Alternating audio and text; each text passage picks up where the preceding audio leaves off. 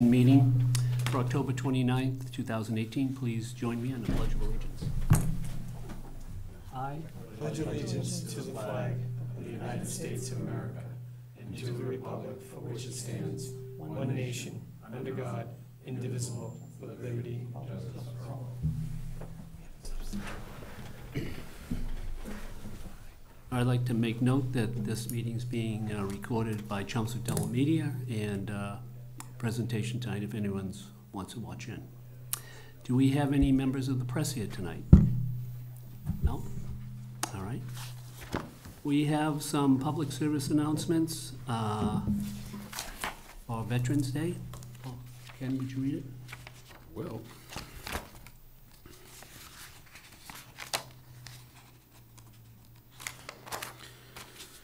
Town of Chelmsford has a proclamation for Veterans Day, Sunday, November 11, 2018.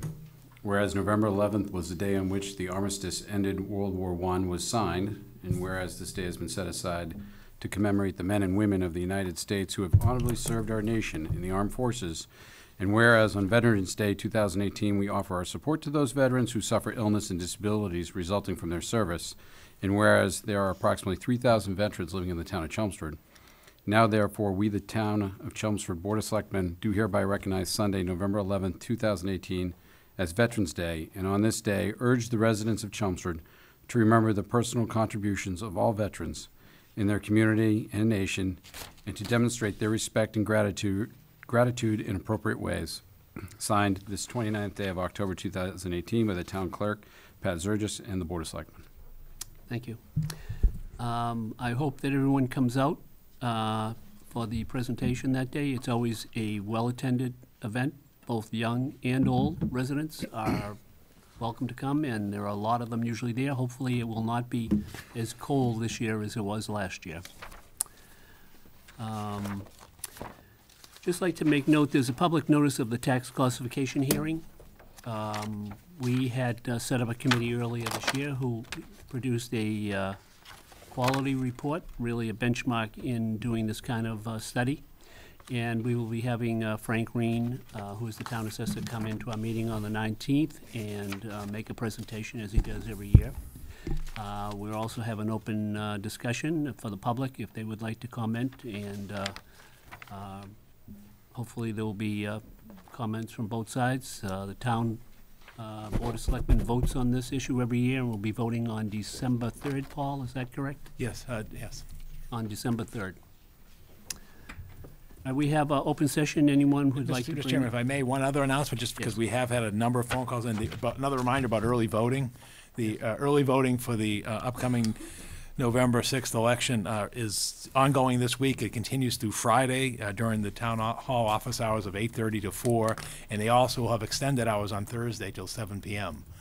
So again, if people wish to vote early for the upcoming election, they can come into the town offices. They're right at the first floor by the clerk's office during those times. Thank you. I already voted. There was no lines, quick in, quick out, and the people who were down there were very helpful in any questions anyone might have. We have open session. Anyone like to address the board tonight on any issues?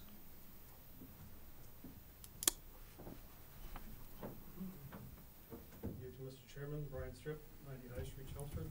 I was just wondering if this would be the time to address questions for the town manager bid awards, or will there be opportunity when that comes up in the agenda to address? We'll do it when it comes up. Okay. Thank you. Thank you. Committee vacancies, Ken, would you go through the list? Oh. I got stuff going. Oh. Pete Padula, I'm from Chelmsford Telemedia, the telemedia department. I'm here for the same reason I was here a couple of weeks ago or 3 weeks ago, which is the proposed FCC ruling regulation regarding our funding. And, I need to hand these out to you guys. This is really just a follow-on from the last visit. Thank you.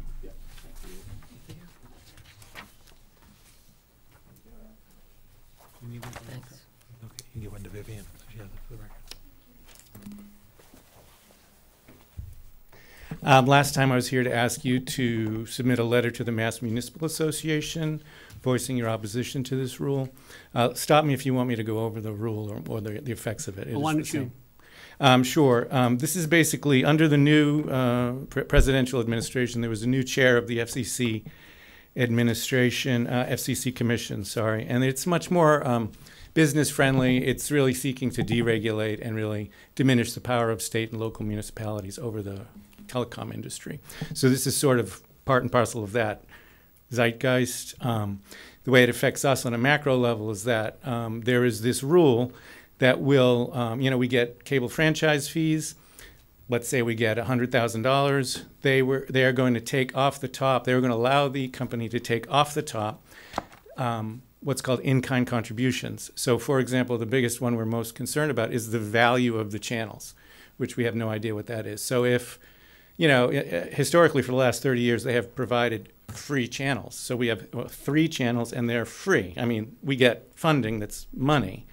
Let's say we get 100,000. They may say the channels are worth 50,000. I mean, we don't know. So that just will cut down our operating revenues to have exactly the same thing that we have now. So really, it's a significant problem that we're anticipating.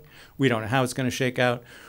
There is an official comment filing window right now at the FCC, which ends on November 14th. You guys aren't meeting until after that, again, after tonight. That's why I rushed down here, and I'm here in open session to, again, ask you to sign this official FCC comment form that says we, as the issuing authority, oppose this regulation, deregulation. So. Why do we have 3 channels?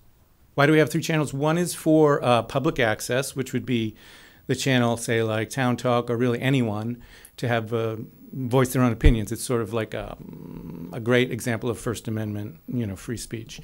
There's the government channel, which is what this type of meeting goes on. Paul Cohen does a show.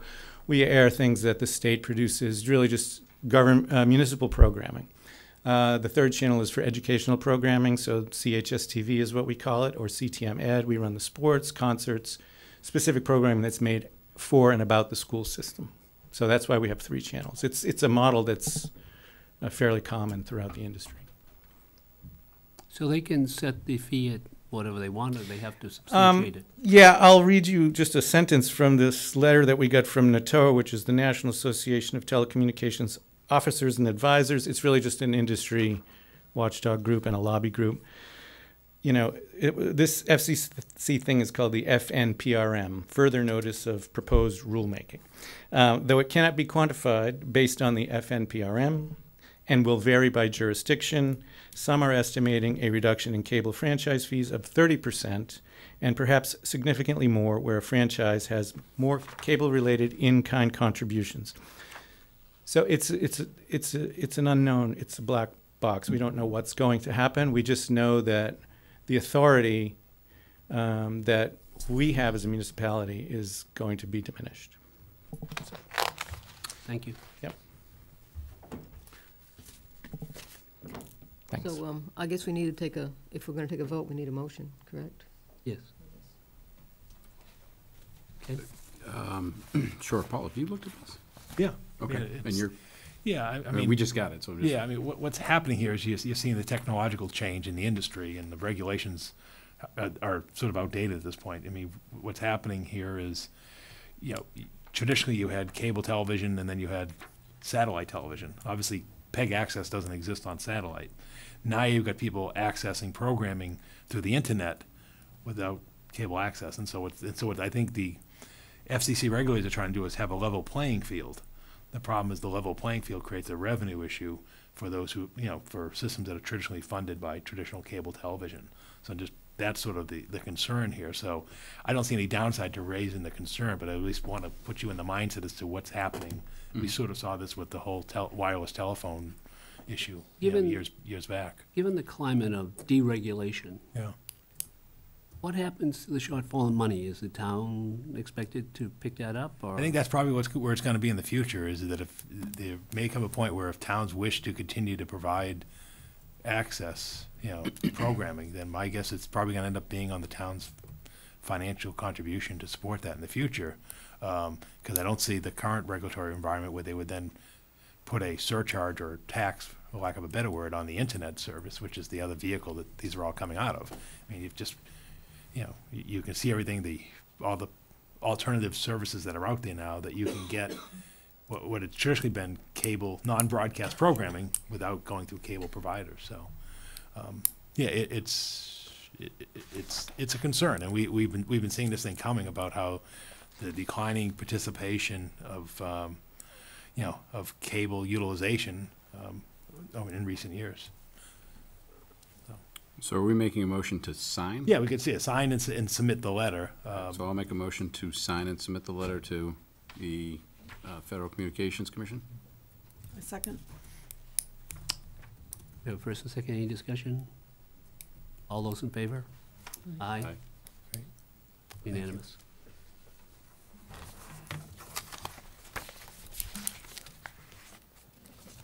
Okay, now committee vacancies. Nobody else for open session? No one else? No. All right, so for committee vacancies for this October 29th, 2018, we have 2 open seats at the Agricultural Commission. We're looking for 2 members for the CCA Advisory Committee, 1 member for the Center Village Master Plan Implementation Committee, 4 members for Civic Committee, 1 member for the Community Action Program Committee. 3 associate member positions are available for the Council on Aging. Up to 21 positions for the Council, Cultural Council, 4 for Energy Conservation Committee, 1 alternate position for the Historic District Commission, 3 for the Holiday Decorating Committee, 2 for the Middlesex Canal Commission. For the Parade Committee, all applicants are welcome. 2 for the Personnel Board, 5 for Public Celebrations Committee. There are 4 open seats for Recycling Committee, 3 for the Sign Advisory Committee, and 2 for the Skate Park Committee. If you're interested in serving on a town board or committee, please apply at the town website or contact the town manager's office at 978-250-5201. Thanks. Thank you. We have 1 public hearing, National Grid's pole position on Westford Street.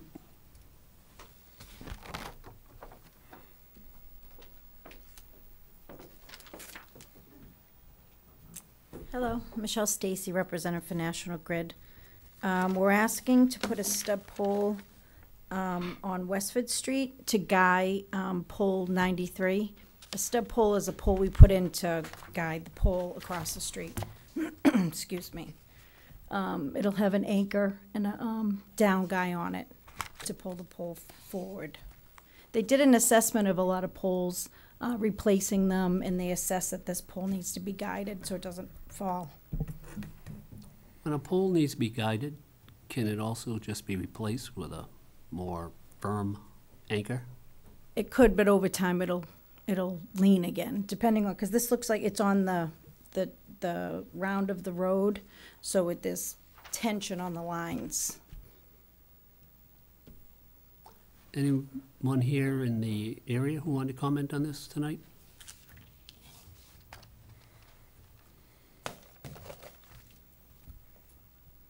Any comments by anyone? I'm sure if they know their business, and if they went out there and they say it needs it, I'm sure it needs it, because And DPW went out and examined it and had no concerns. No concerns. I really have no doubt that this is needed. It's not like, All right, do we have a motion? There was one note from DPW about the, leaving room for the sidewalk. I'm sorry? There was a note that the DPW had written in their email to us, to be sure that you allow for future sidewalk installation at that. Okay, I'll make sure I'll put that down. I'm sure you can get a copy of that email from the town manager. Okay, that'd be great. this line must have a pretty good load on it, right? This, Yeah, it has primary wires, secondary wires.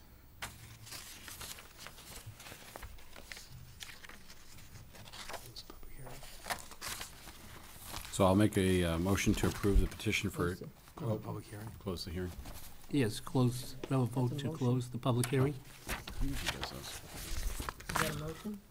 We have a motion. I'll make a motion to close the public hearing. second, Any discussion? All those in favor? Aye. Aye. We have a motion.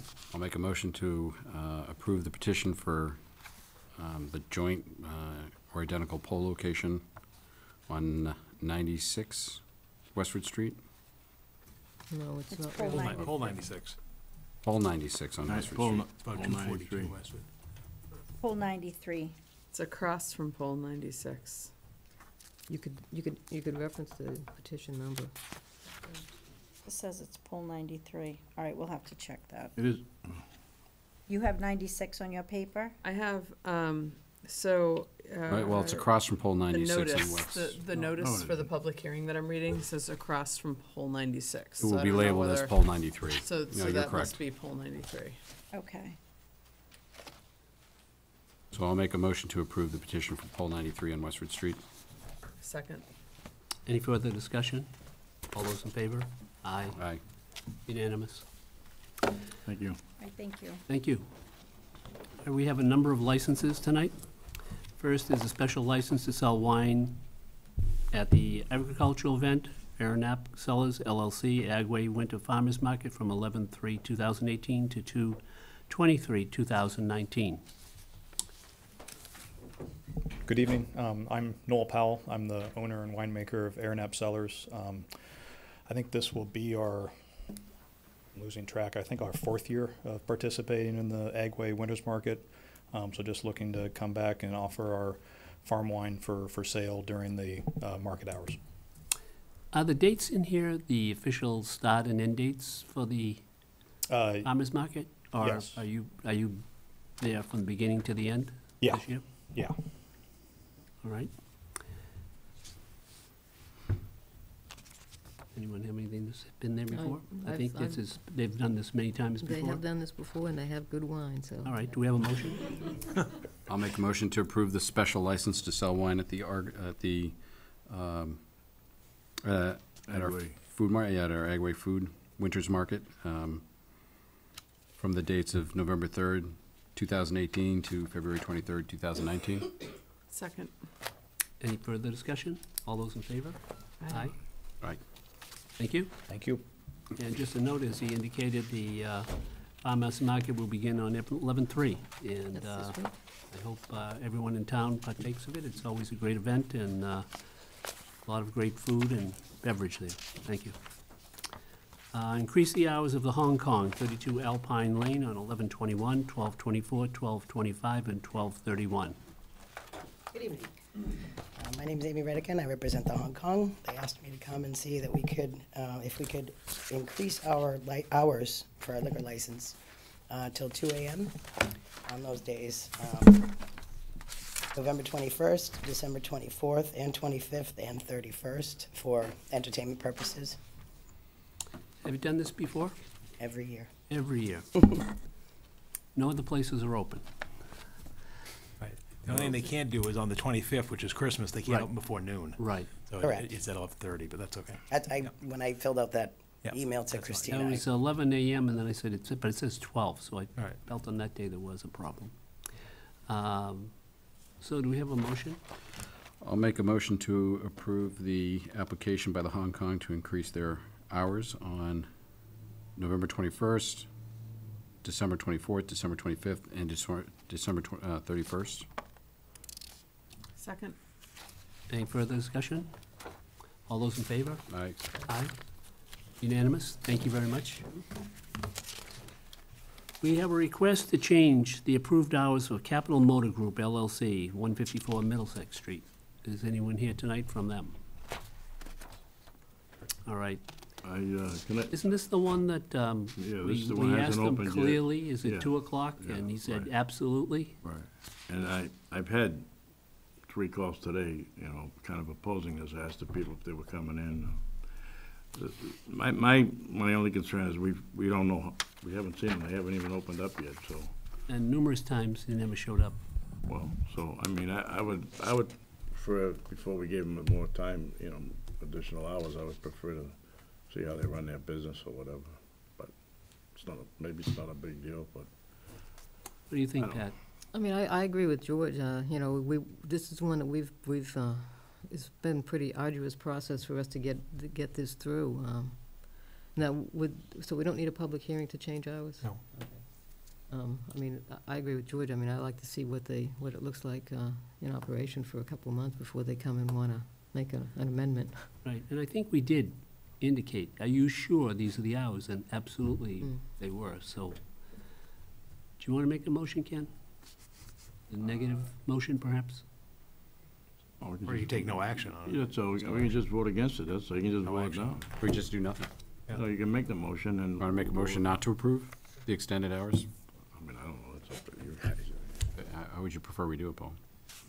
You might as well give him an Isn't it generally answer. Give him better an to answer. just make it in the Yeah. positive and then let people vote against it? Yeah.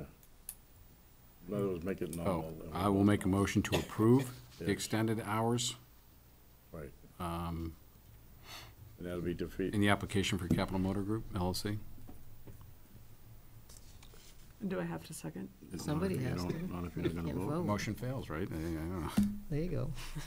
All right, the motion fails, you go, but I Paul. think we did indicate that if they demonstrate, you know, a need down the road and the operation goes on and without complaints, that perhaps we would reconsider it again at some point in the future. I would think if it was important, he'd be here. That too. That's Well, the you way never they- know- That's the way you they never handle all know. their meetings with us, so. Yeah. Right. You never know what Just comes sends a up, message. so, I know, but all right. One-day beer and wine license for the Chelmsford Senior Center. 75 Groton Road. Is anyone here from the Senior Center tonight? No, but I think this is something that we do every year, Yep. and we've never had a problem. Correct. So do we have a motion? I'll make a motion to approve the one-day beer and wine license for the Chelmsford Senior Center, 75 Groton Road, for November 15th, 2018. Do we have a second? Second. Any discussion? All those in favor? Aye. Unanimous. We have a one-day beer and wine license for St. Mary's Church, 25 North Road. Anyone here from St. Mary's tonight? Again? Again.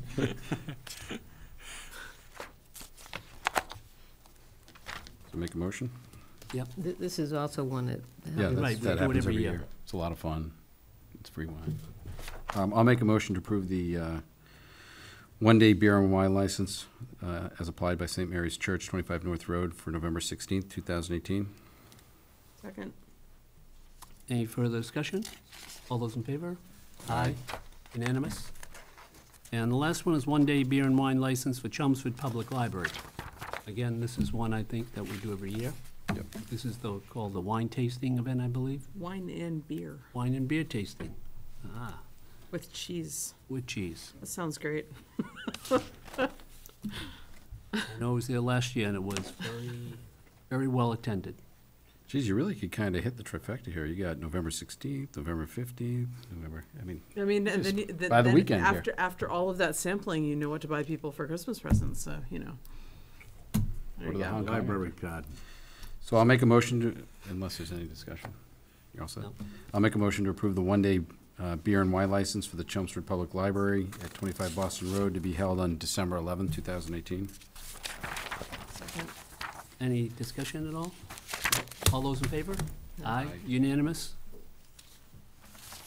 Paul, I have a question. Yes. I noticed we don't have the one from Brickhouse. Are they gonna do their event at Thanksgiving? They've not submitted a request as of this point. Okay, 'cause that's so getting cut, it's- you It know. appears maybe a bit challenging, given the construction in the Oh, area. okay. really tight. All right, we have a report and presentation tonight from Richard Sullivan, Powers and Sullivan, for the FY 2018 financial audit of the town. Good evening. My job here tonight is to kind of give you an idea of how the audit went for FY18. Give you some of the approach that we take, tell you how we go about it, and also offer some of my observations, both from a qualitative standpoint of how things are going here, as well as the quantitative standpoint as to where you ended up at the end of FY18. Our financial audit comes in two phases. We do some work in the spring, and then we do some work in the fall. In the spring, we kind of pay attention to things that don't require a closing of the books, meaning it's not specific to June 30th. So we test transactions, we look at the revenue cycle, we look at the expenditure cycle, we look at the payroll cycle, and we make sure that those expenditures, we usually select between 25 and 40, depending on the size of the population, to determine if they're properly authorized, determine if they're being properly posted. POs are being cut where the POs should be cut. In essence, we're basically looking at your design, and while we're not attesting to the internal controls, we're just trying to get an understanding of what they are and what they should be based on the policies that you basically put out yourselves. That's done in May, late May. It takes about a week. In addition to doing the test of transactions, like I said, there's certain things that we can audit that we don't have to worry about June 30th. Most of the time, all the debt activity has taken place. So if any bonds have been issued or payments have been made, they've already taken place. We can audit long-term debt. We can audit the budget because that's been done for over probably 15 months. And we can audit the budget, and we take a look at that because it's important for us to audit the budget because there's a piece in the back called the budget to actual schedule, which we opine on. And that means that we also have to look at compliance with laws and regulations. You know, the proper process is what we look at in addition to the actual numbers themselves. We do the single audit. We receive more than $750,000 of federal funds, so we must test each year, usually at the school, and it's usually special education, but we test the federal grants. And the federal grants, it's kind of a big deal because it's called uniform guidance now. And what we do is we make sure there's compliance with laws and regulations as it relates to the administration of the grants. We make sure that there's compliance with laws and regulations as it relates specifically to that major grant, which means the feds give us a book. So if we audit special education, they've got a little book or a little sequence of things that we have to do to audit special education grants. And finally, we opine on the CFR itself. So we try to get all that done in the spring. Hopefully, it gets completed in the spring so we don't have to repeat any of it when we come out at year end. We came out September 10th this year. The only reason I mention it, it's not bad. You know, when the books are closed, usually Darlene gets us the books, or at least 2 weeks before we come out, so that we can basically prep our audit software, get it ready to go. Actually, hopefully, if we're doing it right, we almost have all the financial statements done. Getting the books closed on a timely basis is very important, and we've historically had success with that here in Chelmsford because, I mean, like, Darlene does a good job. She gets it done, and what we get is accurate. Usually we don't have any adjustments that need to be made. I'll comment on that a little later. And for us to be able to come in ready to audit is really important for us to have a successful audit because we're only here for about 2 weeks at year end, and a lot has to get done in that 2-week period. So I talked about the beginning of the year, the prelim. At year end, we essentially walked down the balance sheet. It's called substantive testing. So you had $57.6 million in cash at the end of the year. We tied to the penny. You had $18.6 million in receivables. We look at those and determine the collectability of them. Capital assets, $228 million. The biggest piece we look at is any additions that have been made to capital assets.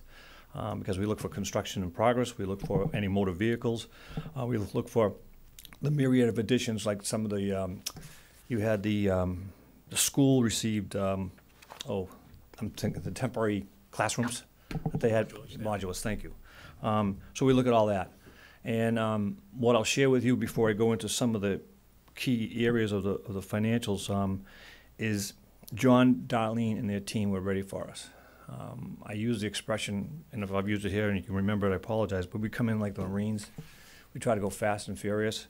And what that does for us is that when we receive things accurately, timely, it makes our job that much easier. And honestly, it gives us more credibility as to what we're auditing. 75 to 80% of what we do every year, we have to do every year. Cash has to be audited, the receivables have to be audited, the balance sheet has to be audited. But we also come in usually every year, have a couple of questions we haven't asked in the past or haven't asked in a few years, and look at the response. Is the response on time? Do they get us the information quickly? And is it accurate? And once again, I can successfully report to you that those 3 key areas were made every time we asked a question that we hadn't been probably asked in the past. So I've already talked about cash and your receivables and your capital assets. The 3 biggest things on your liability, on your balance sheet for liabilities right now are OPEB, which is $60.2 million at the end of the year.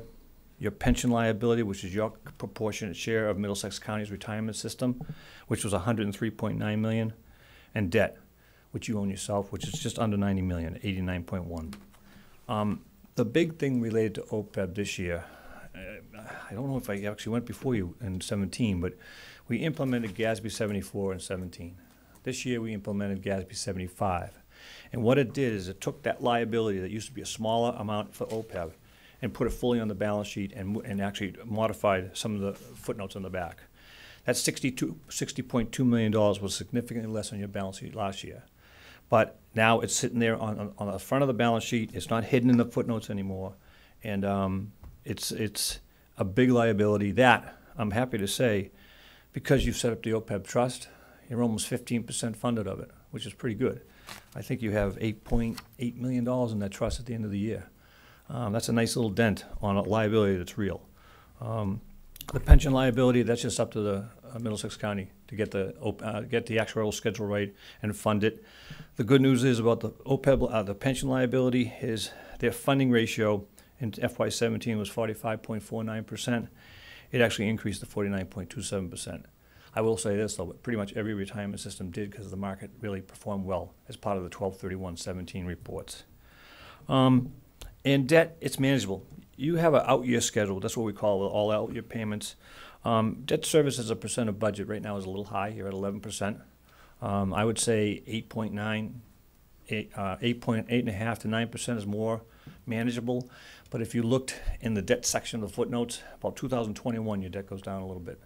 Now, I know there's a CI plan, there's a group with planning. You may want to keep it up, depending. But you're manageable. It's extremely manageable. And I don't see you having a funding source issue for any of your debt payments in the future. Talked about GASB 75.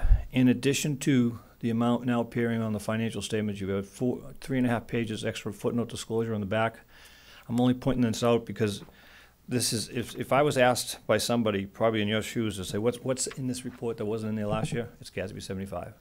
And what there is in the footnotes, there's, like I said, 3.5 more pages, there's more disclosures, and there's a little bit of additional information, what they call RSI, or Required Supplementary Information, which is in the back of the report.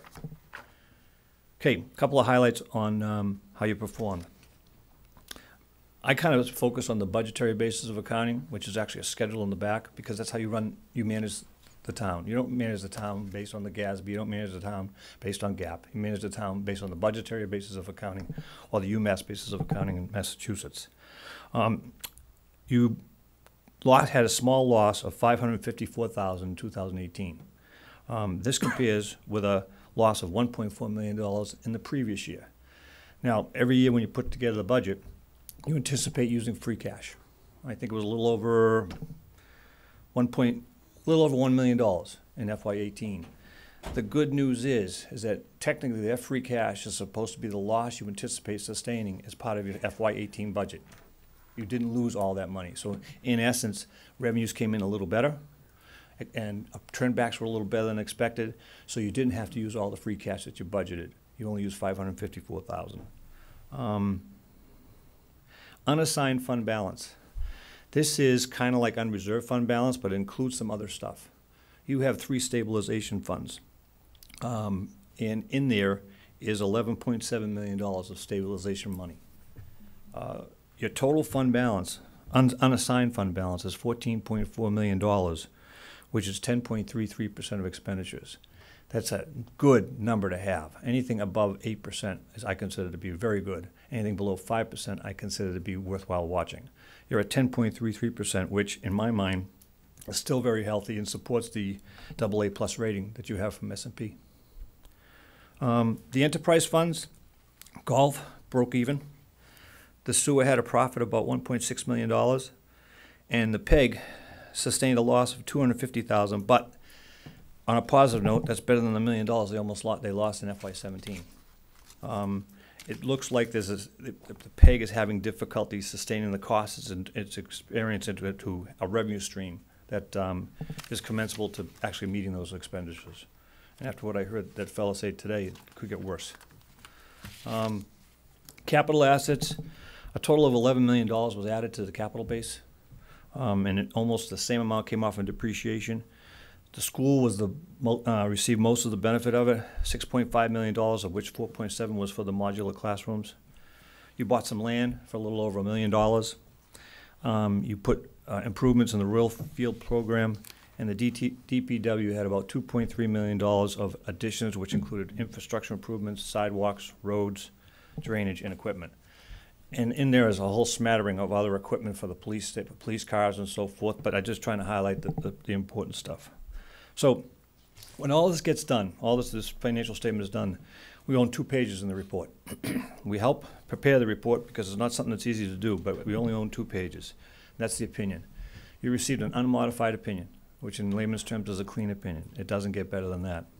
The information received, as I said before, was accurate and certainly timely. Really appreciated the quick responses to our inquiries relative to any part of the audit. And I'm happy to report that I had a good coordination of information with the finance director and the town accountant to achieve all of those results. So that's a quick overview of about 350 hours worth of work. But I'm just going to talk about a little bit more too. Just on the federal awards, you spent $1.7 million in federal awards. Like I said, we tested special education, which was just under $900,000. Again, there's 3 reports in there. And they're all 3 are unmodified opinions. The compliance and laws and regulations, the report on the major grants, and also the CFR itself. No findings, no question cost, all were clean. The management letter is the final thing. Now, this is the one we own, 100%. We have 3 comments that we wanted to bring to your attention this year. One related to health and dental bills that you receive. We think there should be a better process to make sure that those are accurate and make sure that that process, whatever it is documented. We basically asked, just to step back a little bit, because of GASB 75, your actuary gets a lot of census data to come up with the actual number of the OPEB liability. So because that number now is on the financial statements and we are pining on it, we have to do testing. It's called census data testing to determine if the information being given to the actuary is in fact accurate. So when we started doing this, we saw some weaknesses, or not weaknesses, some things that need to be improved as it relates a lot to HR. One is the health insurance bills. We think there should be a better reconciliation of it. This was a big thing for a lot of our clients, I'm going to say 15 years ago, where the situations were such that people were on the wrong plans. There were people who were on the plan that were dead. There were people on the plan who had moved to another job. And so we're recommending that a more formal approach to making sure that the information on this bill is correct. And it comes from Maya. So that's the recommendation on that. We had to test the personnel files. And in there, we go to look at things like health enrollment forms. We look at marriage certificates. We look at date of birth. And we found that this information was not in the personnel files, which was somewhat surprising. We then further inquired and were told that after about 5 years, this information gets destroyed, whether or not the employee is still working for this town or not. I've never seen that before. Usually, I don't have a problem with them going electronic, but personnel files, usually the time when you have a 20-year person, they're about that thick. Because every time there's a change in the enrollment, paperwork has to be filled out. Every time there's a pay rate increase, paperwork's usually filled out. So we're recommending that you change the way you go about managing your personnel files. Nothing gets thrown away. If it's temporary, like maybe a new health plan or they change their health plan, maybe you can throw the old one away. But you got to have that data inside the personnel file. And obviously, if you go electronic, it makes it a lot easier to deal with. Finally, and this again does relate to GASB 45, we began to understand how they go about giving the actuary information.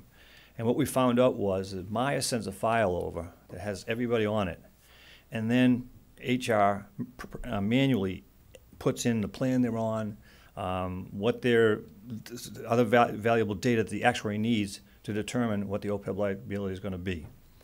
Our thought process is that we shouldn't be relying on Maya for this information. We should be producing it ourselves. We should be having that information in a database or an Excel worksheet so that we're in control of the information, not basically relying on an outside vendor to tell us what we should know ourselves. So that's what that comment's all about. There's one hangover from last year. I didn't say that right, did I? There's one leftover from last year. It's the audit of the student activity funds, and that was resolved. That was done in the summer. So I'm more than happy to answer any questions you might have. I have a question. What was the outcome of the student activity fund audit? Good. It was fine. They had good procedures over there. Some of them could be documented a little bit more, but they were good. Yep. So I have a question. At town meeting, John Souza presented a forecast of our budget going forward, and it looks like we're going to be hitting a deficit in a few years, which I understand from Mass Municipal Association's training meeting that's actually one of the points of Prop 2.5. Like, it's not like a self-sustaining thing, and at some point, your revenue is not going to match your expenses because of how it works. So, how does that? When you're talking about an 8% and up in terms of stabilization fund being good, where we're paying 8.9% in debt service, and that seems manageable, given that we're looking at a deficit, given that we're looking at expenses greater than our income, do we really have enough in terms of OPEB funding, in terms of our liability funding and our debt service funding? I think I understand your question. How long did it go out, John? How long did that projection go out for the for a deficit potential crossover? 5 years. 5 years? Okay. I think the issues are going to be, and probably rest with this board. What I'm seeing or I'm feeling is that I agree that there's going to be a crossover eventually. Some communities can handle it fine, others don't. Like, I'll give you a perfect example. Some of our clients have no problem doing overrides. They just do them, and then nobody cares. Whereas I'm not so sure this community is built like that. So if you're saying to yourself, okay, I still want to provide programmatic services to the citizens of this town that's supposed to be done, and I'm running out of revenue, you got to make cuts. Either cuts or new revenue, but we've rejected several $1 million worth of new revenue in the past 12 months, so we're going to have to start cutting. That's what you're saying? Well, We've also rejected cuts. Well, if the revenue source is drying up, or it's not going to be going more than 2.5, you have no other choice. Okay. You know, I mean, and yet some of the things that I talked about, what would be great is if maybe Middlesex, I mean, they're doing all right, but maybe they were a little better funded so that your appropriation wouldn't catch up, because right now you're paying a little bit of catch up for some of the results of investment results of prior years. And the same thing with the OPEB. I think you're being very conscious and understanding this is a real liability, but that could get pushed aside if you had to find some money to use for other purposes. So, I mean, it's actually, the math is simple. If revenue is drying up and you want to maintain services at the level they're at right now, you've got to take from something to give to wherever the programmatic part you wanted to do. So I just want to be clear. If we're not bringing in new revenues, then we have to make cuts. If we don't want to make cuts, we have to bring in new revenues. Otherwise, we are going to hit a deficit and not be able to cover all our bills. That's what you're saying, right? That's the math, yep. Okay, so let's be But I'm not a really clear policymaker on here. that. I know. We have an independently verified expert here saying that either cuts have to be made or revenue has to be increased. So that's the decision that has to be made. All right, I just want to make sure that that is absolutely crystal clear. And again, it's if the revenue stays the same, you can maybe move around your expenditures so that something. That's a shell game with money. It is. It is. It's irresponsible. Maybe, maybe not, because there's some people out there, for instance, who are looking at the. I don't know when Middlesex County is going to be paid off, but let's, for instance, say all of a sudden, you know, they hit their 2035. 2025. Yeah. 35, yeah. Well, so 17 years. yeah. So, I mean, that's basically waiting for all the people on pension benefits to die. Isn't that what it is? Like, that's like. no, that's when you'll be fully funded. No, that's when we're fully funded. Fully funded? Yeah, that's when you're fully But funded. just to follow up with what you said you can move around your expenditures. He's basically saying the same thing. You're saying it's a shell game. It's not really. What he's saying is you can just choose not to fund your OPEB liability or one of these other liabilities. That's a cut. I mean, it is a cut. It's just a cut nobody's going to feel or see. You're going to see it down the road, and it's going to be very painful. Right, so in 2035, our kids are going to be taking this up. No, So it's- in 2035, the unfunded pension liability is fully funded theoretically by the process, Yeah. which means you'd actually have a windfall in 2035 because instead of paying $8 million a year in unfunded pension Funding liability goes away. contribution, you'd be out. Some people, what they're doing, they're Then- doing moderate, not like you are, but moderate investments in their OPEB trust. And their plan is that when their pension liability is the appropriation is no longer there, they're gonna divert that money into the OPEB trust. Now, I'm not sure it's gonna be 100%, but those are the plans that I'm hearing. People are saying that's how we're gonna handle OPEB. Repeat that? You're paying both the Middlesex County Retirement System an appropriation based on whatever the calculation is. So you're also putting money into your OPEB trust. Right. Some people are saying is that we're not gonna put as much into our OPEB trust. But when the pension liability, that appropriation letter comes to you and says you don't owe anything to the pension plan, we're Then gonna you're divert gonna that money. double fund? Yep, we're gonna Got it. divert that money into the OPEB trust. Try to play catch-up. So it basically means you're gonna take an OPEB liability and put it out to the year 2065. Could be, Yeah. yeah. Which now- is probably not the most responsible thing. I'm not saying it is, but it's The just, that's fact what that it we is. have Well, the OPEB different- liability the- is not responsible. The pensions were not funded, and this is the can that's been kicked down the road. Right, the So- difference is the pension liability you're required under state law to fund. Right. According to the actuarial schedule, that's the difference. So you have no choice. You have to fund the assessment for Middlesex retirement. It's the Yeah. law. In defense of that too, I mean, back when this liability was being built, I Yeah. don't think they thought people were gonna be living to 90. The actuarial tables were way off. Yeah. Oh, yeah. They had people dying in the early 80s. And Sure. also. You also didn't have the growth in health insurance expenditures that. Right. And- That's been and- enormous. and I if you mean, don't- you run for-profit health insurance, you don't spend your bumps when you have things like a Yeah, tech but bubble, like. When you mentioned for-profit health insurance, if we were for profit, we would shift the cost share to the employees and cut the benefits and raise deductibles. We can't do that because of the union, so it's harder to shift in this situation. I mean, it's oversimplified. I have a question, and maybe I'm looking at it wrong.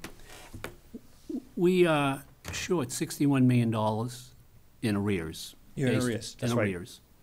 And we put about $1 million into the fund every year, Additional. additional. So in 2035, that's like $18 million. Plus it compounds. Right, It'd be but- much more than that. And you got money in it now. And you got money in it. You got Right, about 8 but, million. but you're not covering the 61 million. No, you're not on a No. 30-year funding schedule, that's No. correct. So that 2035 is gonna be extended. Probably. Is that, I mean, it looks There is- like that's there the is only way no- to do it. I mean, I don't know what your actuary is saying when, as, there's a, Yeah, talking Yep. about the wrong one. Help answer that, Richard. Precise. Just to clarify the question, 35 is the pension. I just want to be sure that the board understands the Middlesex retirement long-term unfunded liability needs to be paid off by 2035 by state statute, but the OPEB liability does not. It's to our advantage from a financial responsibility standpoint to fund OPEB. What our actuary firm told us at the last update was that we should be putting about $1.6 million in the fund to fully fund it over a 30-year period.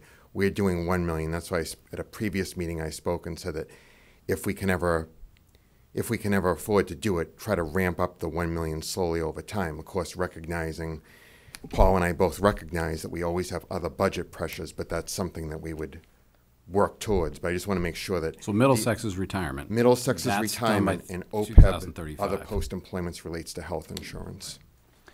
Is there any advantage in reducing the shortfall by members of that group dying? Is that affected at all? members of the health insurance. The OPEB people group? who did not pay the right amount for years, if they die, eventually they all will, Right. is that affected at all? I don't think so. The debt is Only still accrued, sitting there regardless. Because every person that comes on board new for the town has a cost associated with him that you're trying to pay a little bit of that into the OPEB trust. So they're paying their fair way, but they So- still gotta pay back. So what falls off comes back on, at least that's what I understand. And I would also assume the actuary's taking into Oh, yeah. account Right. deaths each year. They have these 3 different types of mortality tables that they use. If I recall, about 6 years ago, 7 years ago, you told us, I think if we paid $1 million, like for 20 years, you thought that we would somehow have it pretty well under control. That would be a tough one, only because, Maybe it wasn't you, or maybe it was, I don't know. well, I probably would have been, I mean, I know, yeah, we've you've been been, here. oh, maybe, wait a minute, maybe not. Maybe not have been. Do you remember that? Yeah, at the time, the That's why we came to the 1 million. under 1 million, when the number was much more than 1.6 back then. Right. And so it was almost Right. 3. Yeah, we're Right. finding about a third. Your actuary is using a higher discount rate right now. Right. I have a general question. How many years have you been audited to the town? Well, we were here for a while, then for 3 years we weren't, and we came back about 3 years ago, right? And your present, is it done as a contract for X many years? Usually a 3-year contract. And so are you coming up next year? Thank you. I wasn't sure. And maybe I can address this to John. Is there, have you felt that there's an advantage in having a long-term relationship with an auditor? There is, and I don't want to speak for Darlene, but we do talk on this all the time. The continuity of having this firm, we've developed a good working relationship and with them over the years. And believe me, when Rich talks about hitting the ground running and needing a lot of information, even though we've worked together for a long time, I guess what I'm trying to say in a nice way is it's not a situation where we're friends and they let us off the hook. They're here to do a job, and they really put us and our staffs to a high degree of testing. And they're tough, and that's what, that's why we're paying them, because the board's paying this firm, or the town is, to check both Darlene's work and my work and our staff's work. And I will say the continuity, I remember we switched to a different firm about a little over 3 years ago. It was a big learning curve for them coming in to record all of the bonds that we have and, borrowings and different things, and just learning some of the processes we have. So there is a benefit to having the working relationship that we do when Powers and Sullivan comes in. Thank you. I have another question. Part of what you told us tonight, I don't think should come as a surprise, because when we were doing Darlene's review, we identified the health insurance records as one of the items for her goals coming up. Do we cover domestic partner? Or is it married? I know you mentioned marriage certificates. We only do married. Okay, good. Okay. Any other questions? Thank you. We Thank you for your appreciate time. all the work you do. Thank you. I also like to commend Darlene and John and their staffs for making it, as you said, making it easy for you. And I know they do a great job. So we're very fortunate to have a good staff, and you gave a great report. So thank you. Page 150. All right, next we have the approval of the Conservation Commission's acceptance of land located at 11 Cushing Place. Paul? Yeah, thank you, Mr. Chairman. As the board may recall, with the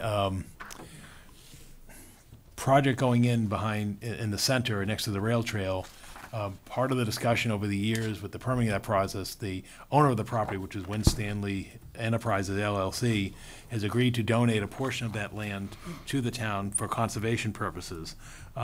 It's the portion of 11 Cushing Place in the center. I'm pleased to report to the board that the last Conservation Commission, after review by town council, the Conservation Commission accepted the gift of land, and under the provisions of state law, Chapter 40, Section 8C, that transaction is completed upon approval of the Board of Selectmen. So what happens is, if you vote to accept this parcel of land that's been approved by the Conservation Commission, then town council will record the deed at the Registry of Deeds, and then that parcel of land, which is basically adjacent to the rail trail in between, and on the other side is the Chelmsford Land Conservation Trust parcel that goes, which is known as the Bartlett Woodlot. So again, this has been in the works for 3 to 4 years, and now with the project finally moving forward, they've are executing the transaction. Paul, is there an appraisal done on a case like that? No, because we're accepting the land, we're not disposing of the land. But I can tell you, it's non-developable land. I understand that. I'm just wondering but they probably have an appraisal done for their tax purposes. That's what I'm talking about. But they don't share that with us. So on your diagram, is it The big piece that's It's towards the the top? piece that's divided with the solid black line in the center. It's up here. Right. Okay.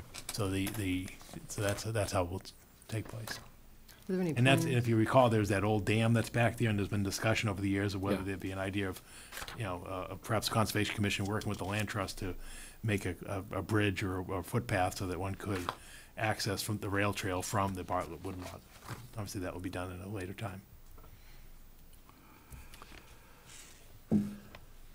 All right, do we have a motion? So I will make a motion. Do I have to accept the, To approve the Conservation Commission's acceptance of the, all right, I make a motion to parcel of land. approve the Conservation Commission's acceptance of the land located at 11 Cushing Place that's been donated to the town. Hey, second? Any discussion? All those in favor? Aye. Unanimous? Thank you. Next, we have tax classification preliminary discussion. I'd asked that this be put on because I wanted to highlight the spreadsheet that you find in your book. This is on the town's website. It's, I believe, under the assessor's office as a subcategory. But when you bring it up online, the numbers are so teeny-weeny that it's pretty hard to see. So I wanted to highlight that this spreadsheet really tells you completely what the impact is on splitting the tax rate in most every way. It's divided up into shifting the tax rate from anywhere from 0.1 to 1.5, which is within our privy. It gives examples of 3 classifications in terms of the impact of the residential home at 200,000, 300,000, 400,000, and also gives the impact on industrial and commercial property, conversely, if whatever rate is chosen. And we have a very comprehensive report that was done by the committee that we set up to investigate the whole matter. It's long and detailed. I would hope that everyone has read it. This report is one of them, but this is kind of encapsulates the whole issue if you want to interpret of exactly what the rate would be, one way or another. And we will be discussing it, as we said earlier, at our next meeting on the 19th, when Frank will come in. We will entertain public input at that time, and on December 3rd, we will vote one way or another. December 3rd. December 3rd. Okay, they said November. December 3rd. So, any questions about the sheet that you might have tonight? If you want more detail, you can contact Frank, Frank Green, who put it together. But we look forward to our next meeting and invite the public to come in and give us their views on the subject. Thank you. We have Town Manager Bid Awards. Yeah, reports, yeah, thank you, Bid awards. Bid awards, thank you, Mr. Chairman. The bid award pertains to the parcel of town-owned land located at 101 Mill Road. You may recall, town meeting approved the acquisition of this land 4 years back for $495,000. We subsequently went and subdivided the land portion in the back for conservation purposes, and then we worked with town council to develop an RFP, and then I think we're on our 3rd iteration of a procurement of the disposition of the property. Mike McCall, my assistant, handled this matter, so I'm going to turn the presentation over to Mike McCall, who handled the bidding of this project. Thank you, Mr. Chairman. As you may recall, we went through the 3 iterations. At one point, we had a preservation restriction. We amended that, went to a restrictive covenant. The RFP that we used was drafted by our prior town council, KP Law. With some minor modifications with each iteration, we primarily used that. But as you know, we've had it out 3 times. We've had numerous showings of the property. We've advertised it on the town's website, through the central registrar, through direct emailings to various contractors, real estate agents, and the like through town. I am happy to report that this time we actually had 4 people entertain bids. We received the 4 bids last week on Tuesday at 12 o'clock, and I have listed the 4 that are in there this evening. There was a series of requirements through the RFP that required submission of certain documentation, proof of funding, as well as the price to be included in it.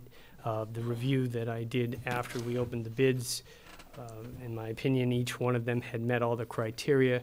So based on that, we had made a recommendation. As you see here, the highest bid with all the supporting documentation was Mr. William Harvey. You do have copies and an addendum to the agenda, which includes all of the cover letters as well as the documentation from each of the bidders. And I submit to you the proposal that we award the bid to William Harvey in the amount of $325,000. All right, we had some comment earlier. Like to comment?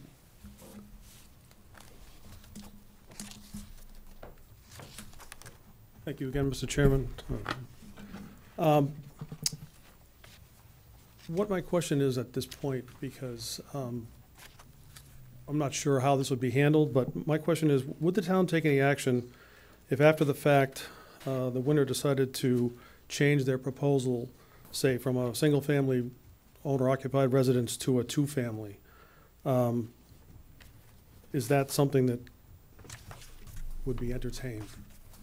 I think the board's aware that the board put a provision in the requirements that the property could not be developed into anything more than a two-family structure. That was It part could of the be a board's single or distinction. two-family. Right. Exactly. So if someone were to be awarded the bid and then come back later and say, I really want to put a two-family in instead of a single-family, would that be something that they could? I don't They think could do that so. because They could do it. we'll convey the deed and what they do afterwards. I mean, we see this often happen with the Board of Appeals. Somebody comes in, gets a permit, has a change of mind, if it's It within could the be permit. sold 4 times over, and the fifth Exactly. person decides that he wants Well, to make. I guess my point is, the 4 bids were all for single-family owner-occupied residences for varying prices. Hmm. If you award that, based on that, then it's all by price, because other than that, everything else is equal. Is that correct? Mike, we had a lot of discussion on this, and we came down and we said that it could be a one-family or two-family. That was part of the restriction, I think, that we put together. Yes. So what people bid as, they're free to sell the property, and the next person that comes along could make it a two-family. So I don't think that would be an impingement on the process at all. Do you feel it would be, Paul? No, I agree. There's no requirement that the person keep it as a single family or a two-family. What they cannot do is develop it more than a two-family structure, and that would be a deed restriction. Right. That was all drafted in the bid documents included. Okay, well, then I guess that just does say that it's all basically up to whatever the price was, and that you don't care whether it's a one or two family, regardless of what the proposal's laid out and how it was proposed that it would be owner-occupied and developed as a single-family home. Because I think, by and large, the opinion of most people I've talked to would like to see it as a single-family home. Well, we discussed that at length, and the deed restriction came down numerous times, and the final one that we accepted said that it could be a single or two-family. But what they were required to do is preserve the exterior facade of the building, which was the Right. historic significance. Right. But within that, the board had no preference whether it would be single or two-family. Did we write the RFP that it's single family? Do we put that in the bid that it was a single family bid? Oh, No, it that says they that did. All the people that submitted it Right. said they would do a Oh, I full see. They're not bound by that. What they're bound for is the deed will say they cannot do more than two units on the Right. property. Okay, well, I just say that it says a lot that none of the other parties expressed any interest in this property since the last RFP that came out, was due on the 23rd. And miraculously, these bids showed up the morning of the deadline. Unfortunately, now, we feel by being open and transparent in our interest on the bid of the property that we ultimately paid for that honesty. And I'm sorry to say that it's rather disappointing, but Well, thank you for your all time. due respect, Hey, I don't think. I'd like Mike handled this, and there were significant visits to the property, and I'd like Mike to explain that. It wasn't just one party who visited the property over the weeks that it was open for bid. And I don't know if you want to elaborate on that, Mike. And actually, without giving up too much detail, a representative of one of the other bidders had contacted me during this latest bid process, and one of the bidders had shown up to one of the prior open houses, I think before Mr. Strip took interest in the property. So the interest of several of the people up there was revealed before just last week. All right, well, again, thank you for your time. I think the point that Brian's, alluded to just by his presentation here, and having known, sat with him at Historic Commission, is, I think what he's getting at is that his intent is to put the building back to historically accurate, which is a lot more of an undertaking than some of the other bids, and there's no credit. But the people who bid to knowing what the deemed restriction was. When we had it at very tough rules, nobody bid on it. And so we had to relax it to the point where it was feasible for someone to buy the property and restore it to a certain level, which we felt was enough. And that's what the bids were to. Even if I come in only one bit, would you have sold it for $5,000? Would you have allowed that to vote? Would you Well, have voted? it's a moot question at this Well, it point. is, but I'm saying, we're buried in it for over $600,000. This way here, we can recoup at least half our money, and, There Put it to use. was some question of whether or not, if someone had the intent and was able to document the intent to restore it exactly as it was, and there were multiple bids, and they were very close, then there is some reason why the board necessarily doesn't take the highest bid. But there was a great disparity in what those bids were. And so I think that opportunity to take a lesser bid went out the window when they were so far apart. If I may, Mr. Chairman, in almost every occasion where I went to the property, we also had Steve Callahan from DVW did conduct several of the viewings, and when we did have some question and answer period here, when that question came up, I presented it in the same fashion that you did, that if the bids were close, the intention of the bidder would come into play. I also answered questions that if nobody bid and I only bid $1, would I get the house? And I said I did not foresee a situation where that would happen, that the town did have significant investment. I pointed out, and I did put it on the central register, the assessed value, which was $319,000. And I explained to some people in detail, what we paid for, what happened when we split off the land. So I tried to make that point that you just made very clear to the people that came and inquired and asked me directly about it. You have a comment? Yes, my name is Colleen Strip. I am Brian's wife. I just want to say that I'm very disappointed because not only did we just, I thought a lot about this. We put our family on the line. We were going to move there. If we had known that it was just going to be based on solely money, we wouldn't have wasted our time and resources on trying to restore that property in the correct way, the structural issues that we have. So I'm really disappointed that the historical significance is not being taken into consideration or anything like that. Had I known, we wouldn't have wasted our time. And that's all I have to say. Thank you. We thought about it very hard, and our family was going to be impacted. So I'm just disappointed that you didn't even, really look at the proposal or care about the property. Thank you. Are there any other bidders here who might want to speak?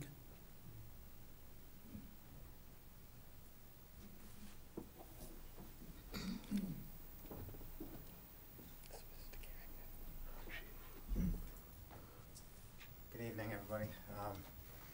My name is Larry Gagnon. I was one of the bidders on the property, and I just wanted to speak because I really failed to put my proposed use of the property in my cover letter.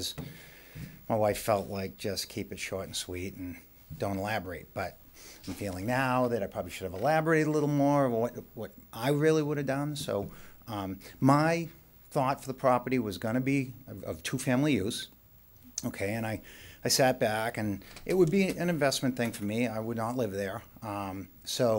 But I tried to figure out, because I'm a builder. I've been doing this all my life.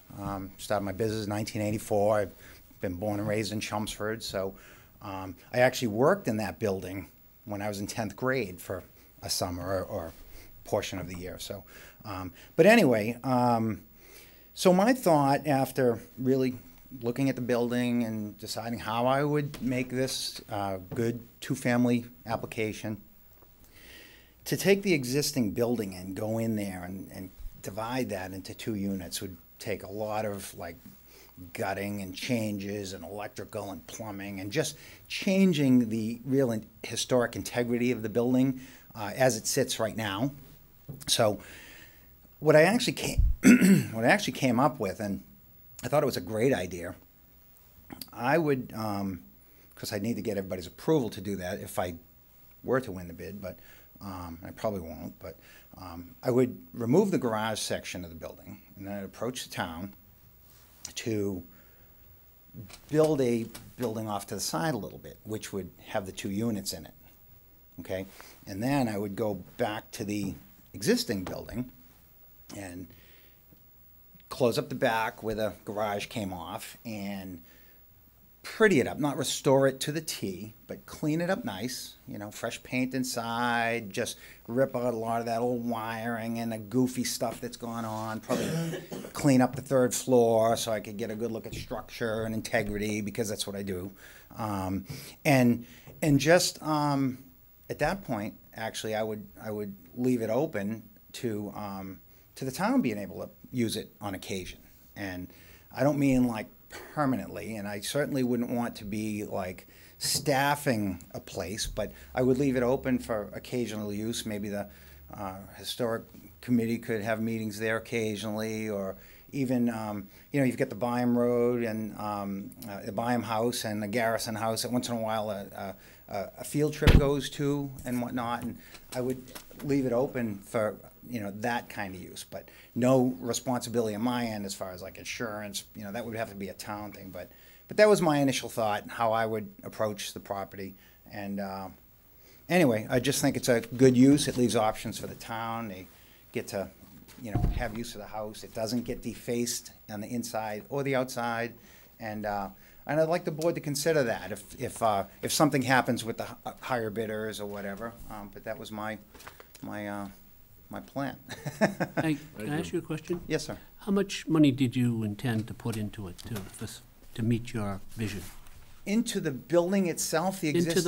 Into the property. The whole To meet your property? vision, how much money would you have to put into it? I would think upwards of $300,000 or $400,000. I'd probably spend close to $300,000 with just the new part, and then the balance would be just tearing out and getting rid of like a lot of bad changes that have happened over the years. Your bid, I think, was 105, is that correct? 105, yes. If you put 300,000 into it, that would make the total investment about 400. Yes, And the average, minimum that. the average value of a home in Chelmsford right now, I think, is $428,300. And that's including all the Assessed small value. homes and the bigger homes. Yes. So it would seem that it's a bargain still at that value. But it doesn't meet the restriction if he were to do that. You can't create another Unit, yeah. total unit separately. It just doesn't meet the restriction. Would you agree with that, Pat? I would agree, and I, quite frankly, I'm wondering why we're having these conversations, because we have a bid, as you've mentioned, that's, you know, significantly above the others. We've been talking about this property now for years. We've had 3 RFPs. I mean, I think I'm ready just to accept the town manager's bid recommendation and go forward and dispose of this property this way. All right. Yeah, Have a motion absolutely. then. I totally get where you guys are coming from, and I just thought I'd voice what Okay. my thought was, and if something happens to Okay. the other bids, then please consider it. Thank you. Thank you very Thank much. you. Have a good night. Well, I want to just make one more comment, only because I've sat at Historic Commission with Brian and watched him go through this. We've never discussed numbers or anything like that, but he did share his ideas at Historic on what he wanted to do with the building. So Brian, if the numbers were close, you know, but it's a huge, 345,000 is a big number, just, you know. Well, it's 3. Well, 320, I'm sorry. Yeah, and I do think if you break off an acre lot in the back, which a buildable lot in Chelmsford's 250, accepting the 325 gets us Pretty even. closer to even, or almost even to where we were. But I do feel bad, but it is a huge number to swallow. I understand the finances, I mean, but we were gonna put a lot more money into it to restore it. Yeah. That's fine. All right, do we have a motion? You want to make a motion? Yeah, I'll make a motion to approve the, to award the bid. Yeah, accept the proposal from William Harvey III for the acquisition of 101 Mill Road. All right, so award the bid for proposal to William Harvey for the amount of $325,000 to Bill Harvey for 101 Mill Road. Second. Any more discussion? I do have one discussion point, just out of curiosity. If it doesn't close, then what do we do? Do we accept the next, do we come back with We'll these come bids, back or to you. does it have to go back out to market? We'll come back to you but we have no indication that it shouldn't move forward. No, I agree. I'm just saying, Yeah. what if lightning strikes on the way out? So if lightning strikes, then the next highest is Henry Lightning Farley. strikes, we might just keep the property, because then it wouldn't have I mean, the like, house at that would be point, like, selling you know, I us. mean. Keep it insured. It's a Well, great piece of land. if for some reason, for some insured, reason that it falls through, would the board then be required to vote on what the disposition Yes, should be at yes, that yes, point? so we come back to the board. Which could be either accept the next lowest bid Or or go out, rebid or go out it to bid. entirely. Rebid, exactly, right. I would rebid it at that point. Well, I think Well, we, again, let's I think not we just need to speculate. go Yeah, through but- with yeah. this. Going beyond. We shouldn't speculate. just a quick question. Well, I know. somebody's continuing on with something. All right, any more discussion of That's the it. issue at hand? All those in favor? No. Unanimous. And we look forward to having it off our agenda item. Yes, Yes. That was a to-do, right? Yes, it was. that was it to do. Ring the bell. We need to put a bell up for that. All right, we next have town manager bid award, excuse me, we have town manager reports. Okay, thank you, Mr. Chairman. Just a few quick items this evening, and I'll go through them. First one is the Housing Choice Community Capital Grant Award. I wanted to formally notify the board, as I had by email when we received the letter from the governor's office, but on October 3rd, the town of Chelmsford was awarded a fiscal year 2019 Housing Choice Community Capital Grant in the amount of $225,000. This will provide for the sidewalks on Turnpike Avenue from Warren Avenue down to Golden Cove Road. So that's great news, and again, I want to thank Evan Belansky, who sort of led this grant effort, and all the team, Lisa, Mike, and so forth, for pulling this together. So that's great news, and again, it just demonstrates the improved infrastructure in that town, where you'll be able to walk from sidewalk safely, basically from that area, from Warren Avenue all the way, whether you're going to the library, the other direction with the new sidewalks on Warren Avenue, through the center, or all the way basically to Route 3. So that's great. All the way to the police station. Yeah. Or the other way, you go all the way to Route 3 on Berwicker Road, too. So that's great news. Next one is the Business Development Initiative Grant Proposal Update. That's the state budget that was approved starting July 1 by the Commonwealth. Senator Barrett's office included an earmark, for lack of a better word, of $50,000 to help business development efforts in the town of Chelmsford. We basically have developed a proposal with the Merrimack Valley Small Business Center to provide a business development grant program, of which $40,000 would be available to new and existing Chelmsford businesses, to provide technical assistance and outreach and implement projects. Basically, it's the idea of putting people in the vacant storefronts that we have across the community. So that's good news. We want to just announce that availability and effort going forward. Again, if people are interested, they can contact the town's business development director, Lisa Maroney, and there will be some outreach from the office as well. The next one is the Municipal Vulnerability Preparedness Grant Planning Process, or the MVP grant, that we received a grant award in the amount of $30,000. Beals and Thomas, who assisted us in the development of that grant proposal, this has to do with climate change.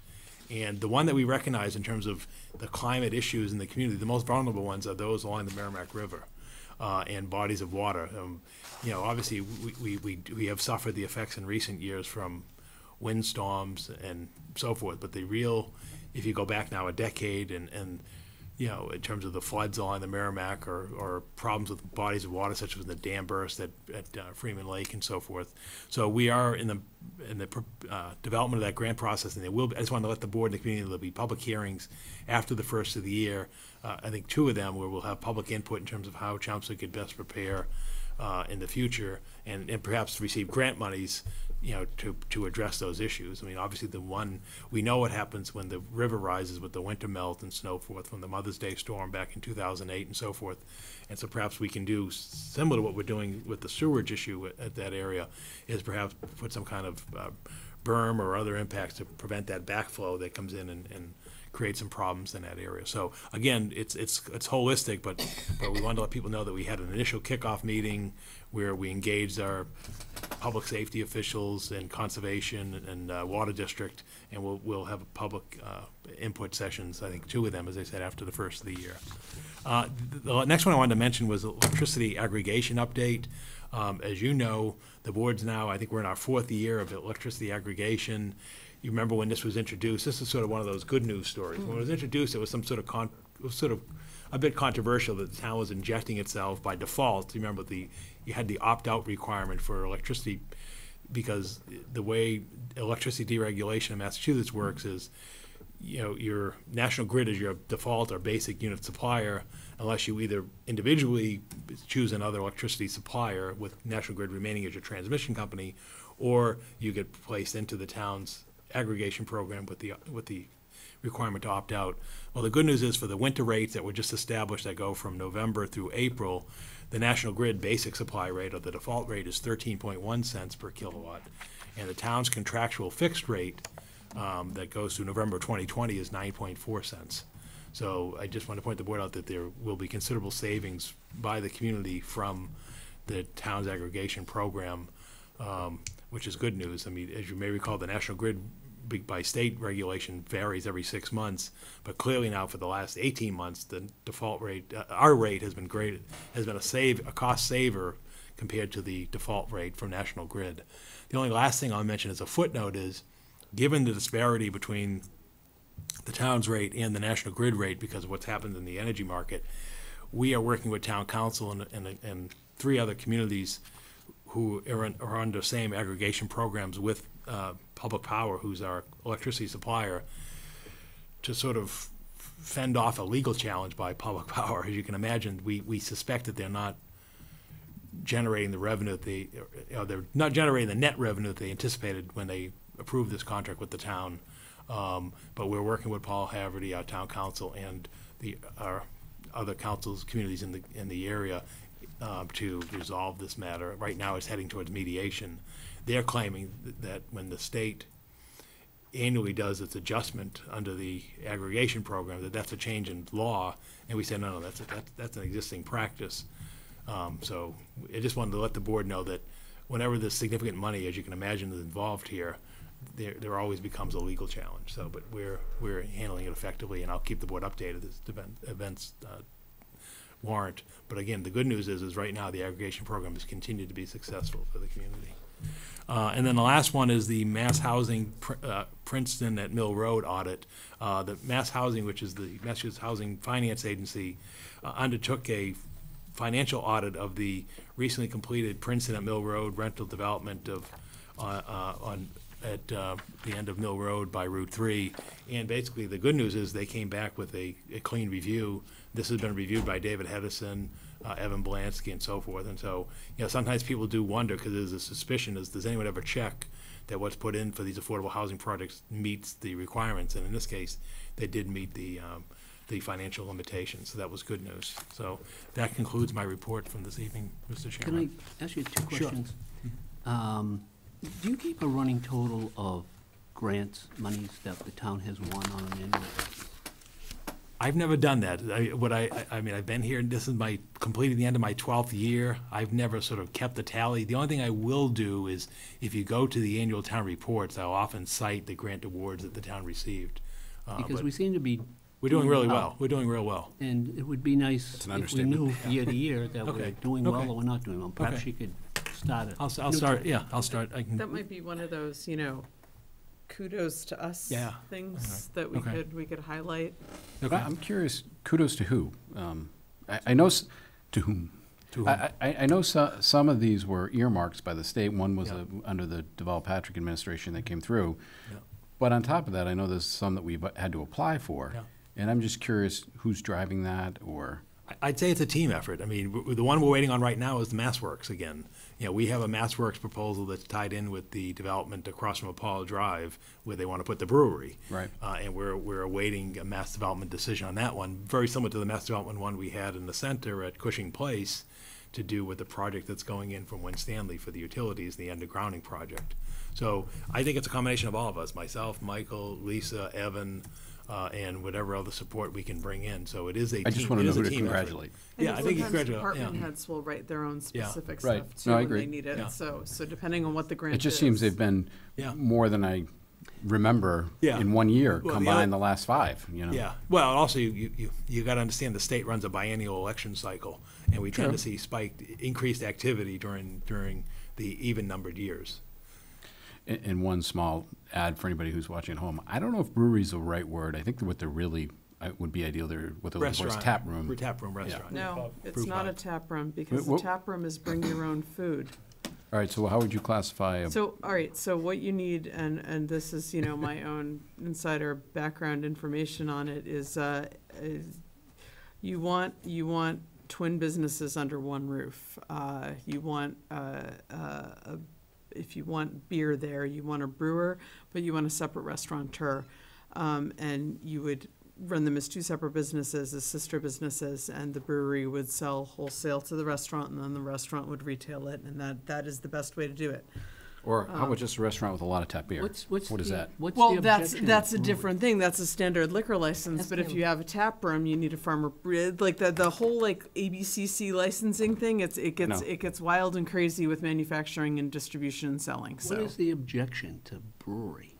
It's the square footage. Because I think it's a 5,000 square foot space. I just don't know if you can put a restaurant / brewery in 5,000 it would be a square feet. very small. Yeah, it'd be It would be like a 3-bar. It would be tiny. I'm not. There's a even restaurant in putting West their Acton that's similar to that, where they have brewing going That's on, Stallion. glass wall, True West, but that's True West. tiny. Yeah, So but it's tiny. you'd be better off running 10 taps and keeping them local.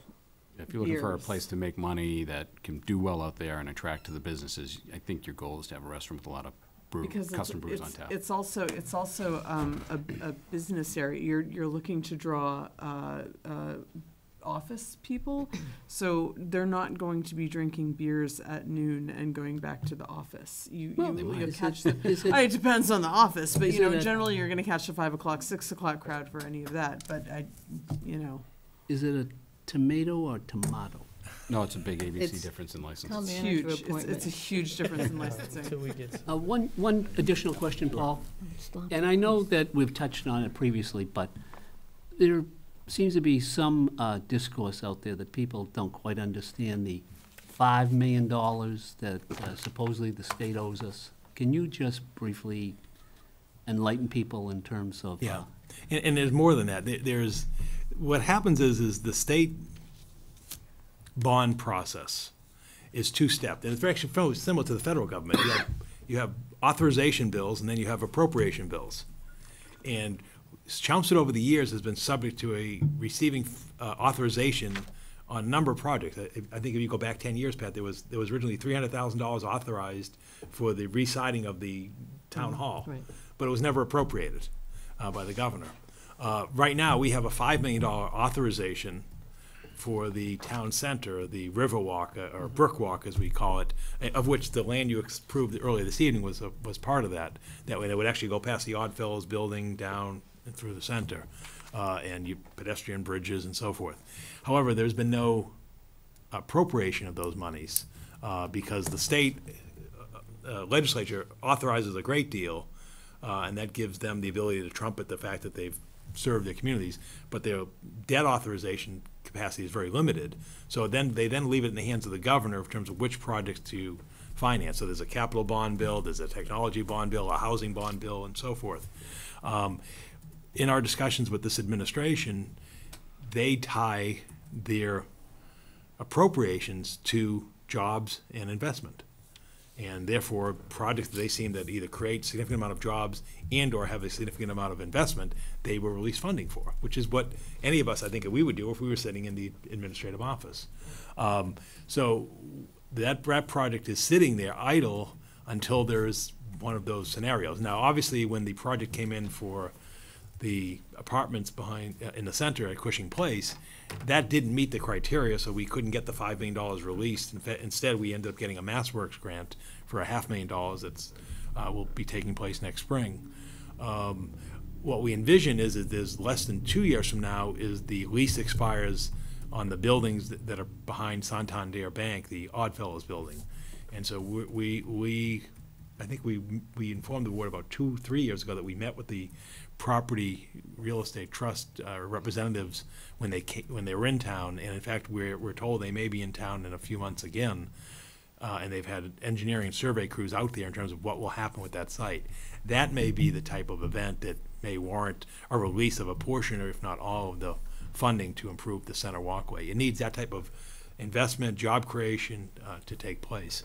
Well, there are similar ones. There's actually funding in another capital bond bill this spring that has money for a library generator, and I think it was like $200,000, and then I think there was a chiller at the police station and so forth. Again, it's the same thing. The monies have been appropriated. I'm sorry, authorized but not appropriated. And so again, we continue to work on those, but again, it's not unheard of to have many things authorized but not appropriated. And again, the same thing happens at the federal level, you know, and therefore it gives the legislators the ability to trumpet that they've done things for their district, but yet you don't see them materialize until there's actually an appropriation. So when you say the buildings behind the bank, Yeah. does that include the parking lot? It includes the parking lot, which is in the floodplain. So we know that there's a high unlikelihood, if not certainty, that there will not be a building constructed where that parking lot is, because that's in the floodplain. However, you do have the Oddfellows building, which is in, you know, a state of neglect, for lack of a better term. And then even the Fisk House, as you go all the way up to the front of the parcel, is not the original Fisk House, as we know from the fire. And then it goes all the way over to the bank branch, of which we're led to understand that there's a desire to keep using that as a bank branch, but the rest of the parcel hasn't been developed and likely will not be take place until this lease expires in, like I said, less than 2 years at this point. So it's all the storefront area? It's all the storefront area, exactly. Thank you. I do have one more quick question for you. On the Mill Road, Princeton property. Yeah. If my memory serves me right, sitting through those planning board meetings, money was set aside for the road study after the project was complete, or traffic study. There was some money put aside. Check. And I know the residents have been keeping in touch with me about that, and we were told that the fourth building had to be occupied and signed off on before the money would be released.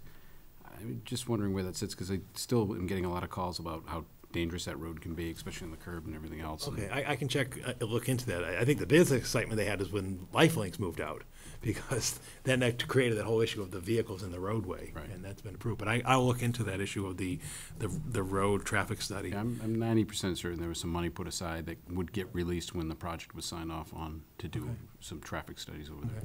The other thing we're seeing, just while we're talking land use development, is obviously you're seeing this, what we thought was a rental market now going back to a condo market.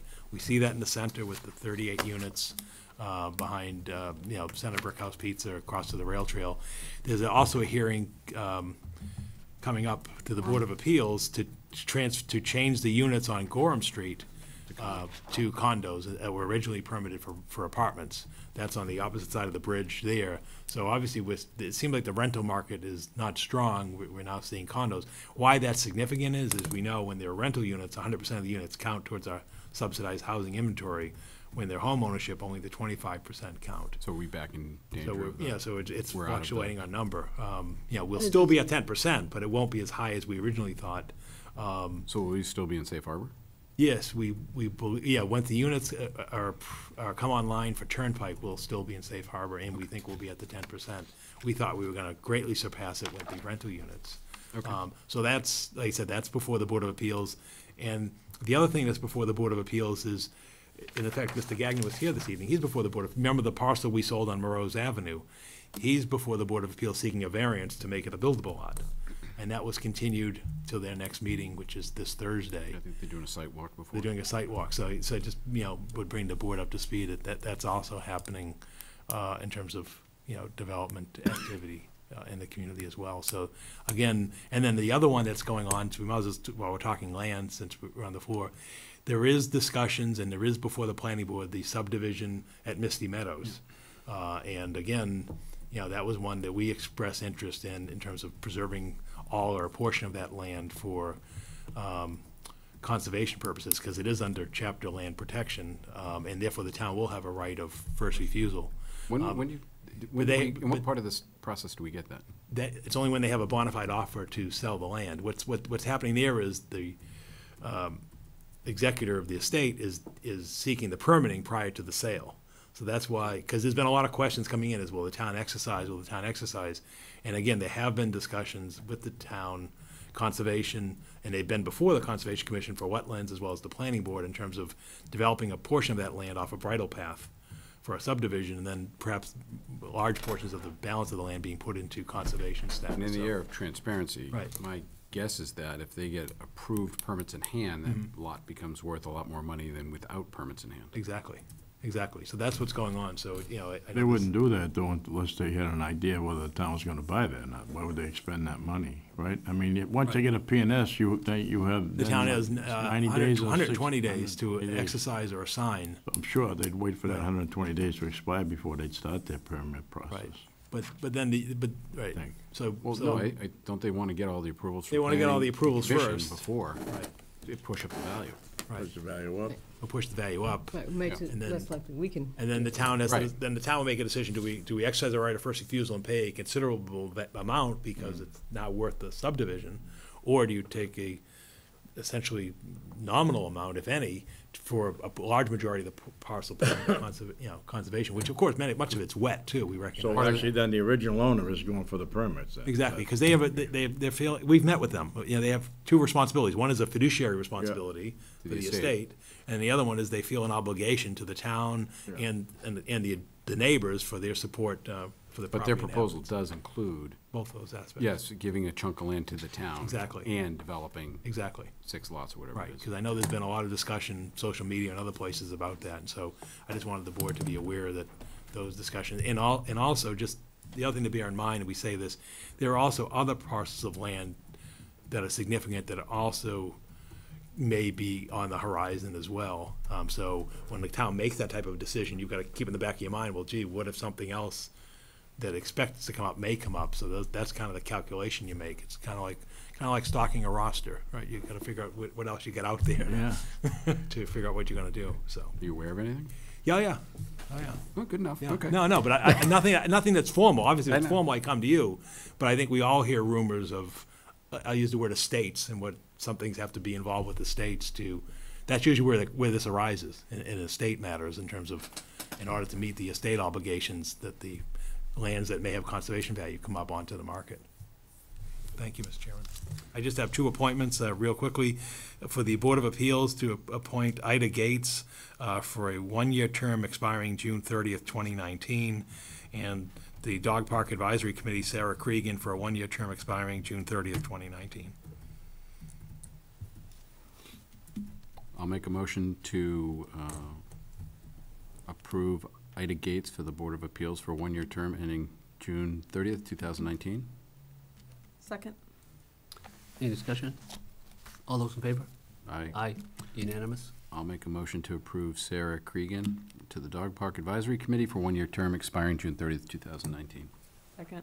Any discussion? All those in favor? Aye. Unanimous?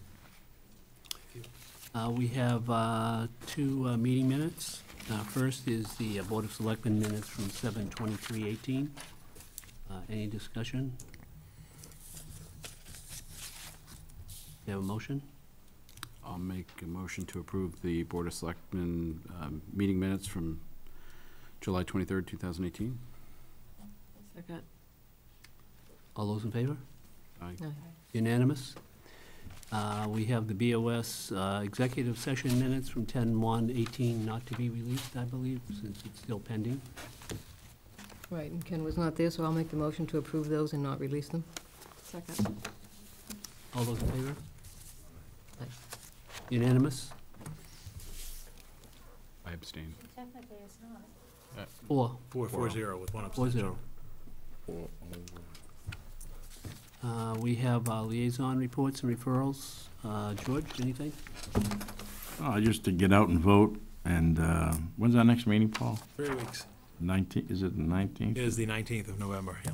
Because the Veterans Day holiday. Right. And, again, where that's, the observance is on a Sunday for the event at the Veterans Park, but Monday's the legal holiday, so government offices, schools, post office, everything is closed on the 12th. Right. So our meeting will be in 3 weeks.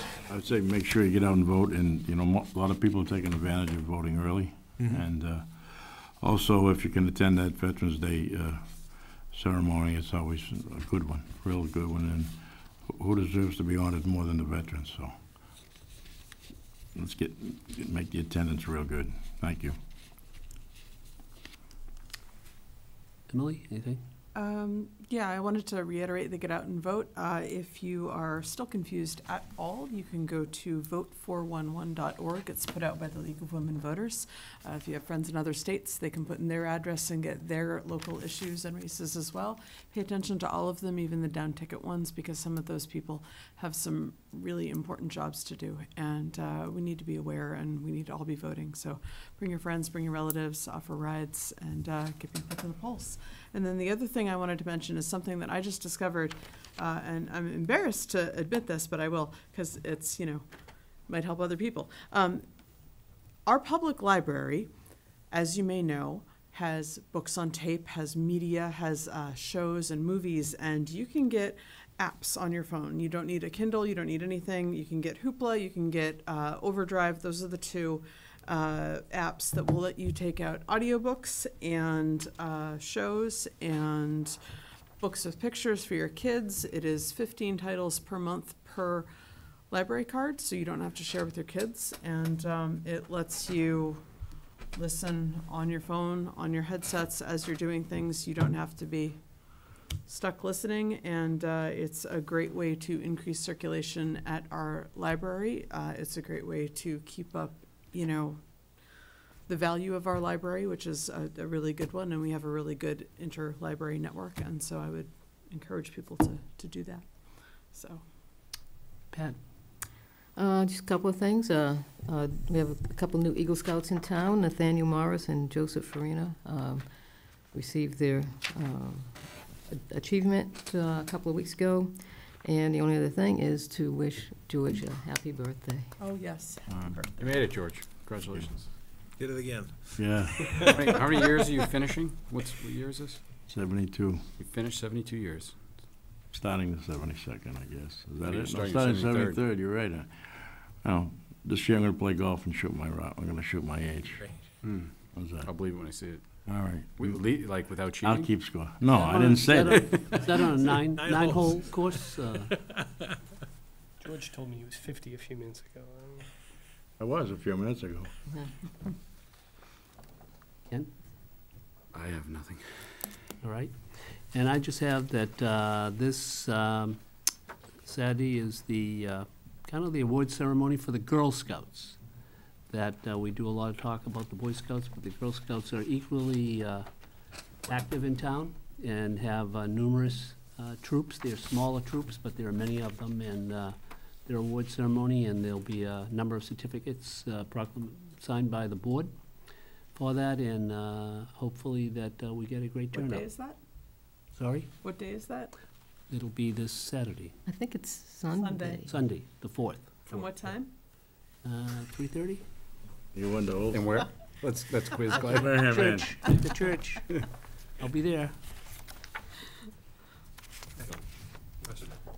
Any press questions tonight? No. From the Independent? No? All right, our next regular scheduled meeting is November 19th, and again, the big thing at that meeting will be the tax classification presentation by Frank Reen and the assessor group. We have a motion. I will make a motion to adjourn. Second. All those in favor? Aye? Aye. Aye. Unanimous. Wow.